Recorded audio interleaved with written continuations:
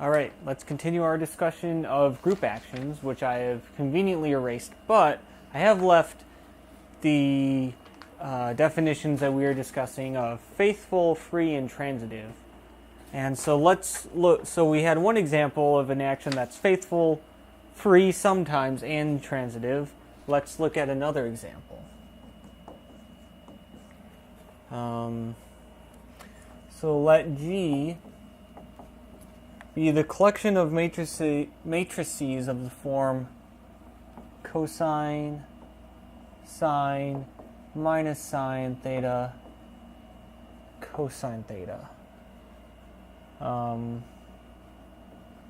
Where 0 is less than or equal to theta, is less than or equal to 2 pi.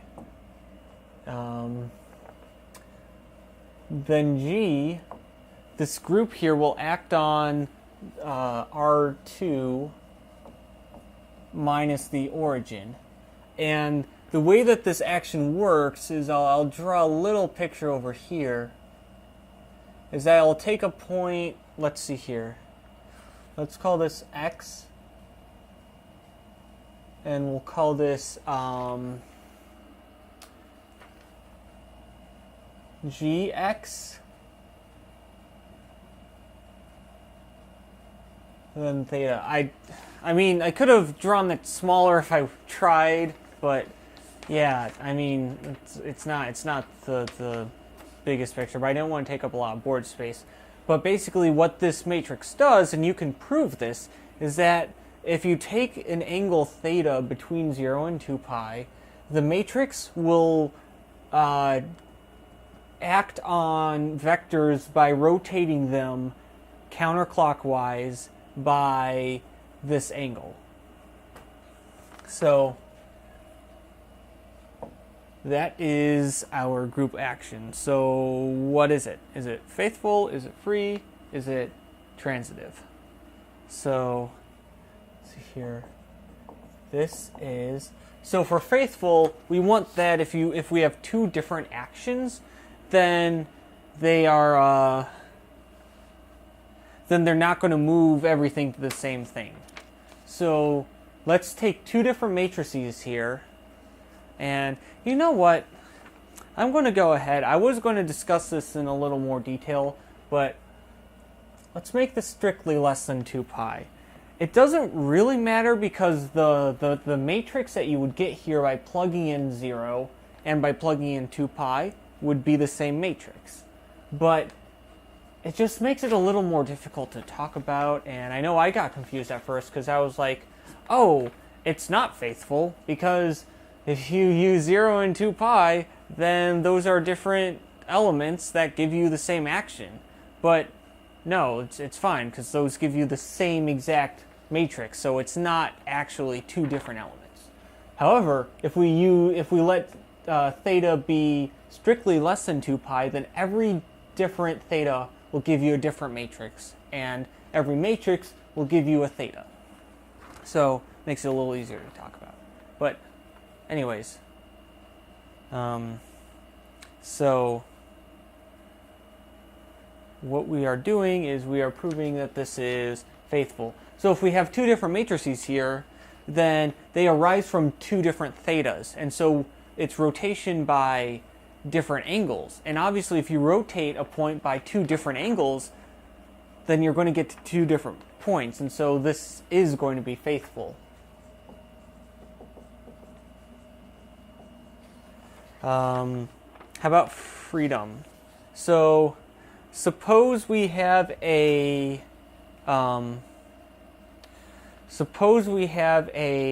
x, a point in R2, and if we do a particular rotation of the plane, it will not move this particular point R2. Now remember, we're not considering all of R2, we're considering R2 without the origin. So we're going to have like some vector and it doesn't get rotated. Well, if a non-zero is not getting rotated, then the only rotation that yields that is just 0. And of course, well, 0 being like no rotation at all. But that's the identity element of this collection here.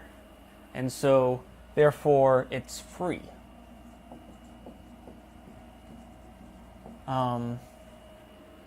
Now, as for transitivity, note that when we're rotating by an angle theta, we're not changing the radius at all. So if you have a point that's on the circle, i.e. its radius is 1, then if you rotate it at all, it's going to stay on the unit circle. Its radius is going to stay 1. So you can't get to any point with the larger or smaller radius. And so it is not transitive. All right. Okay, that's enough examples. Let's define a new thing. We're going to let G act on X as usual. The orbit of an element of X, an element X under G, is the thing, we'll typically write it as G times X, which is kind of nice notation because it's the collection of all things of the form Gx where G is in G. It's a collection of possible things that X could get mapped to by this group action. Okay, so that's the orbit, and let's see here. Just a side note on that. So, like we were talking about before in this previous example, if you look at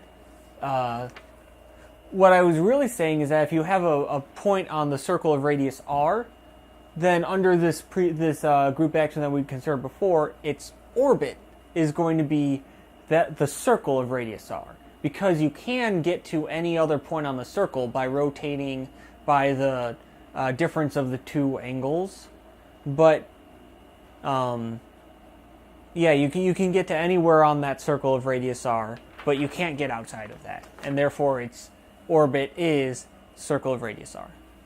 Okay, so that's the orbit. The stabilizer of X in G is going to be, we'll write it stab of X, or sometimes we'll write stab sub G of X. It depends on our context. If we're only considering one group action and the group is kind of obvious, I'm typically going to write this. However, if we're in some proof where we have to use a whole bunch of interesting group actions and we have to tell the difference between them all, I'll use subscripts here. So anyways, this is the collection of things that, well, stabilize G. Or stabilize X, meaning that's a collection of elements G and G such that when we apply G to X is equal to X. And so let's see here. Another thing that's useful to note here is that these two things, while they're kind of similar ideas, we're talking about group things, they live in different places.